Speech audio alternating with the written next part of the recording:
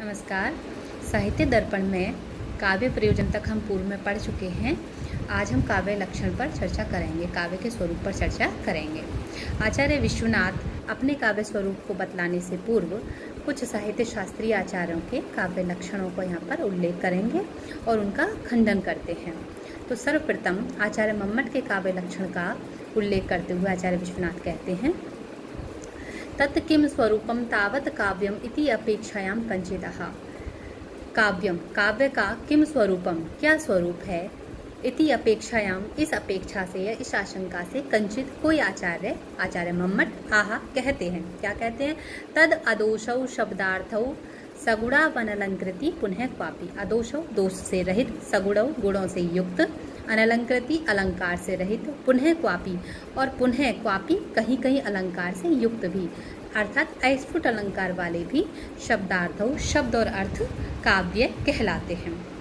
लेकिन आचार्य विश्वनाथ इस लक्षण का उल्लेख करते हुए इसके विषय में कहते हैं कि एतत् चिंत्यम, यह लक्षण चिंतनीय है, विचारणीय है, दूषणीय है।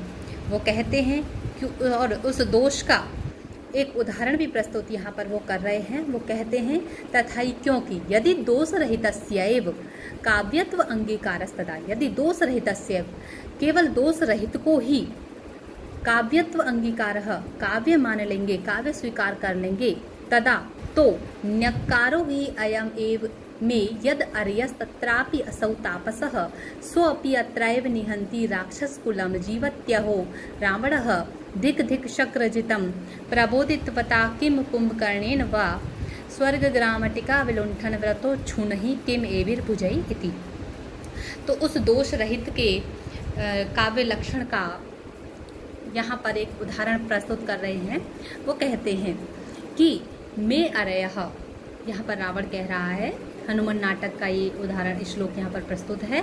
उसमें राम राक्षस कुल का विनाश करे जा रहे हैं, तो रावण अपनी निंदा करता हुआ, भर्त्सना करता हुआ कह रहा है कि मैं अरयः, मेरे जैसे तीनों लोगों का जो स्वामी रावण है उसका भी कोई अरयः शत्रु है। अयम एव, यही सबसे बड़ी न्यक्कारो तिरस्कार की बात है। तत्रापि, उसमें भी असौ तापसः, उसमें भी वह एक तपस्वी है, ये और भी अधिक तिरस्कार की बात है। स्वपि, उसमें भी अत्रैव निहंती राक्षस कुलम, वो यही मेरे घर में, मेरी लंका नगरी में आकर के संपूर्ण राक्षस कुल का विनाश कर रहा है, यह और भी अधिक तिरस्कार की बात है। और अहो आश्चर्य है, जीवति रावणः, रावण अभी भी जीवित है। धिक धिक शक्रजितम, इंद्र को जीतने वाले मेघनाथ को भी धिक्कार है। प्रबोधितवता किम कुंभकर्णेन वा, और प्रबोधितवता जगाए गए कुंभकर्ण से भी क्या प्रयोजन है।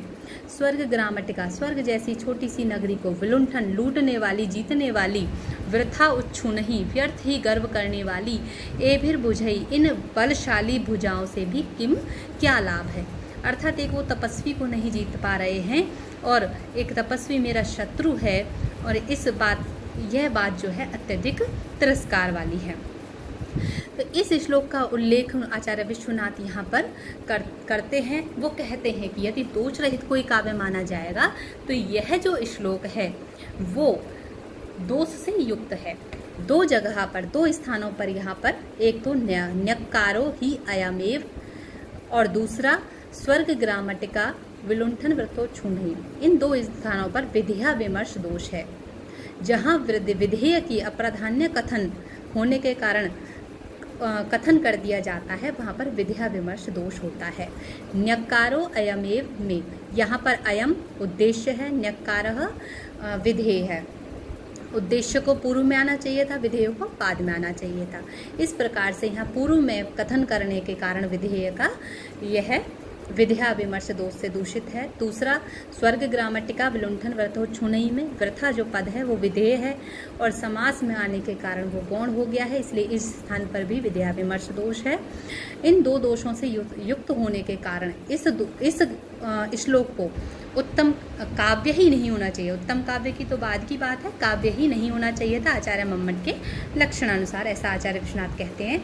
तो वो कहते हैं लेकिन कि यह जो श्लोक है वो जो है ध्वनिकार, आनंदवर्धन, ने अपने ध्वन्यालोक में उत्तम काव्य में इसको स्वीकार किया है। वो कहते हैं अस्य श्लोकस्य विद्या विमर्श दोष दुष्टतया काव्यत्वं न स्यात्, कि अस्य श्लोकस्य इस श्लोक के विद्या विमर्श दोष से दूषित होने के कारण काव्यत्वं न स्यात्, काव्य नहीं होना चाहिए इसको, प्रत्युत लेकिन ध्वनित्वेन उत्तम काव्यता अस्य अंगीकृता तस्माद् अव्याप्ति लक्षण दोषः। वो कहते हैं लेकिन ध्वनित्वेन ध्वनि होने के कारण उत्तम काव्यता अस्य इस श्लोक की उत्तम काव्यता अंगीकृता स्वीकार की गई है। ध्वनि कारणे आनंदवर्धन ने इसको उत्तम काव्य की श्रेणी में स्वीकार किया है। तस्माद तो इसलिए यह जो आचार्य मम्मट का लक्षण है उसमें अव्याप्ति लक्षण दोषः, अव्याप्ति दोष व्याप्त है। अव्याप्ति दोष वहाँ होता है जहाँ पर लक्षण जो है वो अपने उदाहरण में अपने लक्षण में भी घटित नहीं होता है, वहाँ पर अव्याप्ति दोष होता है। तो यह एक उत्तम काव्य का उदाहरण है और उस उदाहरण में भी यह लक्षण व्याप्त नहीं हो रहा है, यह घटित नहीं हो रहा है, इसलिए यह लक्षण दोष से युक्त है। फिर इससे आगे कहते हैं आचार्य विश्वनाथ इस काव्य के स्वरूप को आगे बढ़ाते हुए कि चलो दोष रहित को नहीं माना जाए, तो आगे वो कहते हैं ननु कश्चिद एव अंशो अत्र दुष्टो न पुनः सर्वो अपि इति चेत् तर्हि यत्र अंशे दोषः सो अकाव्यत्व प्रयोजकः यत्र ध्वनिः स उत्तम काव्यत्व प्रयोजक इति अंशाभ्याम उभयत आकृष्यमाणम इदम काव्यम अकाव्यम वा किमपि न स्यात्। तो कहते हैं ननु चलो कश्चिद एव अंशो अत्र दुष्टो, अत्र यहाँ पर कश्चिद एव कुछ ही अंश जो है दुष्टो दोष युक्त है। यहाँ कुछ ही अंश पूरे श्लोक में कुछ ही अंश में दोष है। पुनः सर्वो अपि न पुनः अर्थात फिर से इसमें श्लोक को देखा जाए तो सर्वो अपि संपूर्ण श्लोक में दोष नहीं है। तरही तो यत्र अंशे दोषः जिस अंश में दोष है सो अकाव्यत्व प्रयोजकः तो उसे अकाव्य मान लिया जाए, अकाव्य का प्रयोजक मान लिया जाए। यत्र ध्वनि और जहाँ ध्वनि है सह उत्तम काव्यत्व प्रयोजक और उसे उत्तम काव्य की श्रेणी में रख लिया जाए।